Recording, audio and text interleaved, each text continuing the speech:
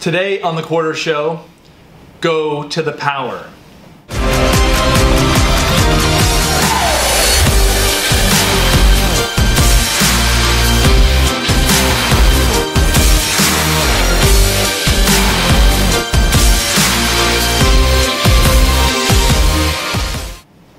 All right, so hey everybody, welcome to The Quarter Show. I'm Ben and this is Davie. Rob, our fearless leaders on the road, so Davie is sitting in for him, and here we go. So the topic for this week is going to the power, and this is something, and this is specifically going to be addressed to sales.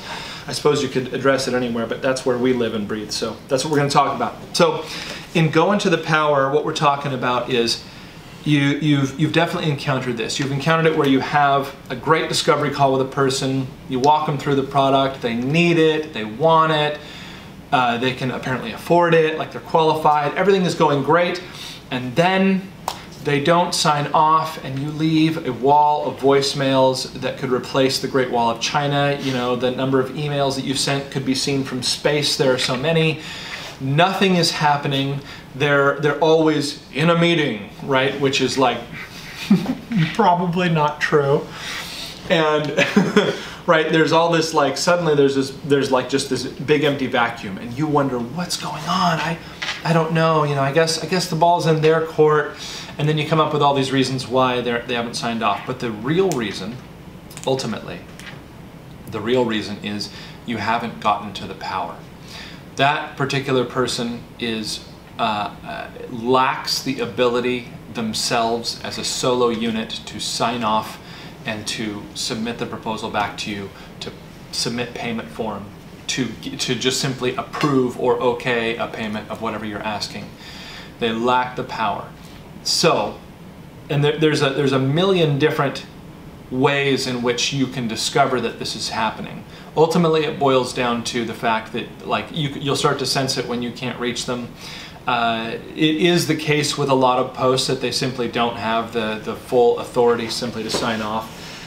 But so that you can kind of tell when it's coming. But ultimately, what it boils down to is if they need this product or service that you're selling, if they want it, if they're qualified for it, and should get it, then and it's not done, then you don't have the power, plain and simple. If you have someone that's telling you, oh, I just need to talk to blah, which is a very obvious statement, or, you know, I need to run this by my team, you know what I mean? Even if they tell you that, you know, I'm the person that's going to sign off, and, you know, I'm the person that's going to make this happen, and whatever, and which is fine, and maybe they are going to sign off, but they're not the power.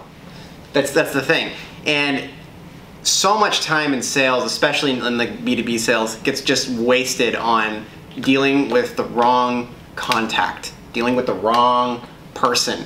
And if that person is not the person that's going to get your deal done, that is not your person. It's pretty plain and simple.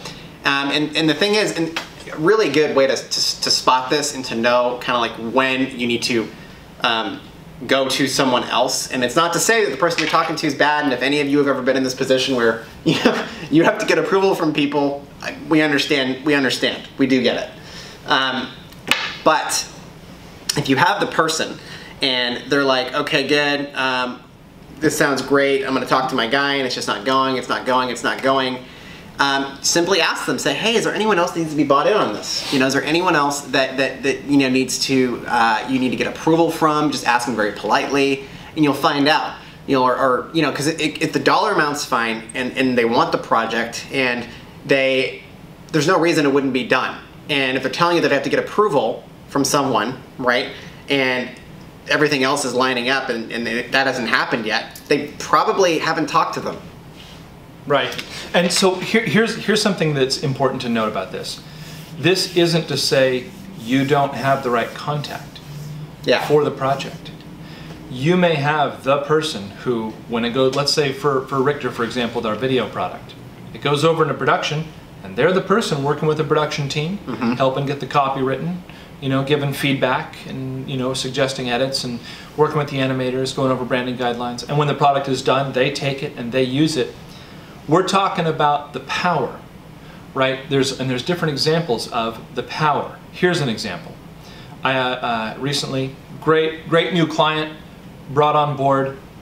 He's my contact, and he has some amount of authority, but had to get legal approval.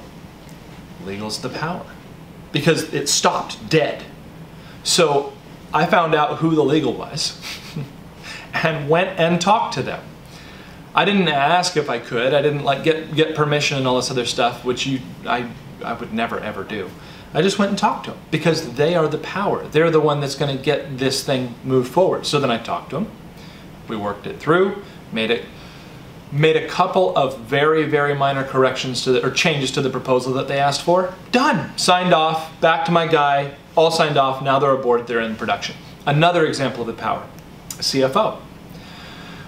With certain sizes of companies and different things like that, people on the ground are in the trenches, whether it's in marketing or whoever else you're addressing. We often speak to marketing people. They don't have some corporate Amex that can, have some big max that's, this or that amount of money. So the CFO literally must be bought in. They must be aware of it, they must agree to it, and they must say, yes, you have the budget. Now, it's not your job to run their numbers and to do their budgets for them, but it is your job to introduce yourself to that CFO, to make yourself known, and to sell them a little bit until they go, because they're the power now, right? They're not your contact. They're not the person who's going to be they may not ever even see the video, or like for us it's video, or see the final product, but they're the power. Now and then of course CEOs. CEOs are often the power because they don't want anything really to happen without at least an eyeball of theirs on the thing. So you have to go to them, right? So it's not ignore your contact and pretend they don't exist. It's that the thing that they're actually going to do has to do with production or receipt of your product or service or use of your product or service or involvement in it. Their involvement actually, even though they might think it has a lot to do with the proposal and the thises and the thatses, it often has much less to do. They have much less participation in that part of it. Their participation takes place after the contract is signed because they're not the power. So you have to find out who has that ability and go and get them. Yeah, I mean, I can't tell you the number of times I've had to learn this the hard way.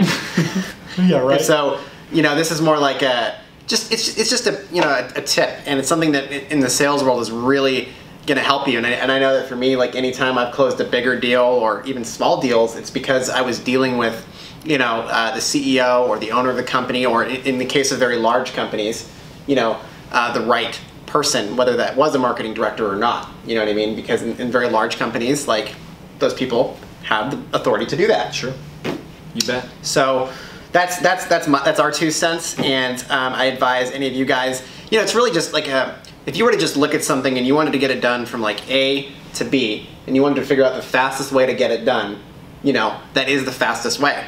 And it allows you to move on with your life, to work on your next sale, to deal with other companies and other projects that require more attention and things like that. So just the lesson is just go to the right person, and if you don't know who that is, there are always ways you can figure out who that is, and sometimes it's just simply asking. Yep, absolutely. So hope that helps. And we'll hit you up on this next week. We'll do another one. Rob's going to be on the road for a bit, so we'll be doing quarter shows. You're stuck with us, the co-hosts. I know. We'll come up with some cool stuff. I think next time we'll talk about like the bow tie game or something like that. Oh yeah, the bow tie game. Yeah, absolutely. Don't tell them anymore. We'll see you next time. Thanks for watching, and subscribe.